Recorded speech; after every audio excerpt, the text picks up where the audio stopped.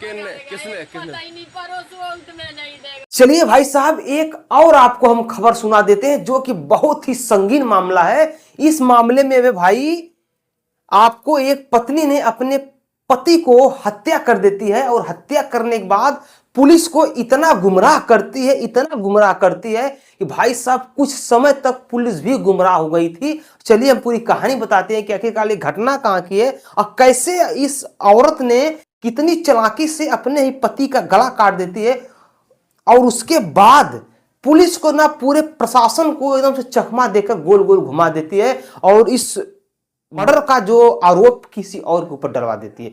चलिए पूरी कहानी बताते हैं। इसके पहले अगर आप लोग हमारे YouTube चैनल पर हैं, चैनल को सब्सक्राइब कर लीजिए। चलिए पूरी घटना को हम आपको विस्तार से बता देते हैं।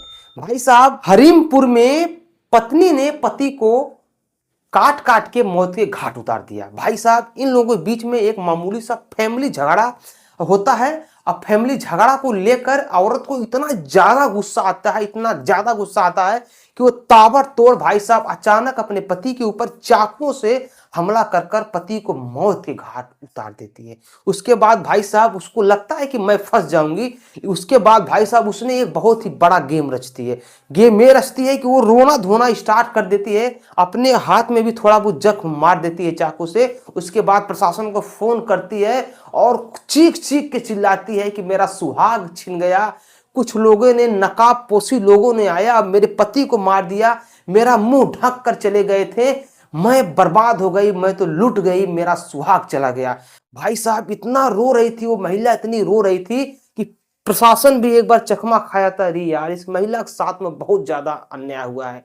लेकिन प्रशासन को क्या मालूम कि वो वही डायन है जो अपने पति को मार डाली। लेकिन भाई साहब, प्रशासन तो प्रशासन होती है। प्रशासन को क्यों कोई कितना भी गुमराह करना चाहे, किस प्रकार से भी गुमराह करना चाहे, लेकिन कुछ भी कर ले, लेकिन प्रशासन चंद समय के लिए आप उसको गुमराह कर सकते हैं, लेकिन ज्यादा समय तक गुमराह नहीं कर सकते हैं। लेकिन उसके बाद जो है कि लोगों ने दबिश दिया, बहुत ज्यादा मतलब पूछताछ किया। पूछताछ के मामले में औरत का कुछ बताने का जो तरीका है हर बार कुछ ना कुछ चेंज कर देती थी। उसके बाद उन्होंने अगल बगल के लोगों से भी कुछ जानकारी निकाला, तो पता ये चलता है कि इन पति पत्नी के बीच में अक्सर लड़ाई झगड़े होते रहते हैं। भाई साहब, सब कुछ देखने के बाद, इधर उधर छानबीन करने के बाद सबको शक जाता है कि ये भाई इस मर्डर की पूरी मिस्ट्री जो है इस औरत ने किया है। अपने पति को मारकर अपने आप को आरोप से बचाने के लिए इस प्रकार का इसने षड्यंत्र रचा है। उसके बाद भाई साहब महिला को लोग गिरफ्तार करके उसके ऊपर दबिश देते हैं, दबाव देते हैं।